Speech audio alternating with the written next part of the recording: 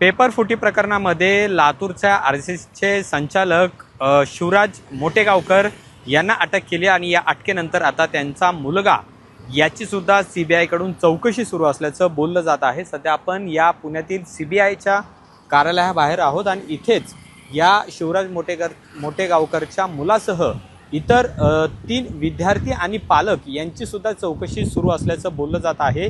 या संपूर्ण पेपर फुटी प्रकरणामध्ये आपण पाहिलं की मोटेगावकर याने कशा पद्धतीने पेपर आहेत ते लीक केल्याचं समोर आलेलं आहे। तसा तपास सीबीआयकडून सध्या केला जात आहे। पण दुसरीकडे याच मोटेगावकरचा जो मुलगा आहे जो सध्या 12वी नंतर नीटच्या परीक्षेमध्ये होता त्याला सुद्धा अशाच पद्धतीचा पेपर हा दिल्याची माहिती सध्या समोर आलेली आहे। स्वतःच्या मुलाला डॉक्टर करण्यासाठी मोटेगावकरने हे सगळं केलं असल्याचं सध्या बोललं जात आहे।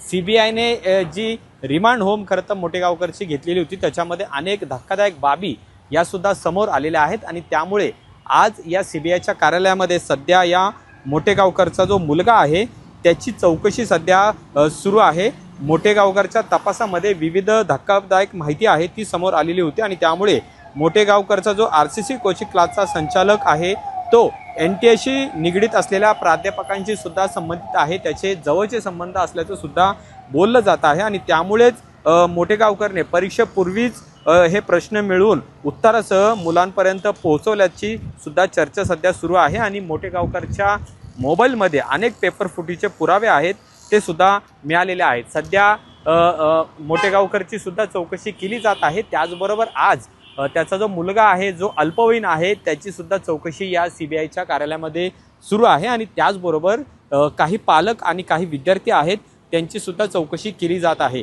नेमकं आता या पेपर फुटीचं प्रकरण कुठपर्यंत जातं हे पाहणं महत्त्वाचं असेल। पण पहिल्यांदाच शिवराज मोटेगावकर याचा जो मुलगा आहे याची सुद्धा चौकशी सध्या पुण्यातल्या सीबीआय कार्यालयामध्ये सुरू आहे।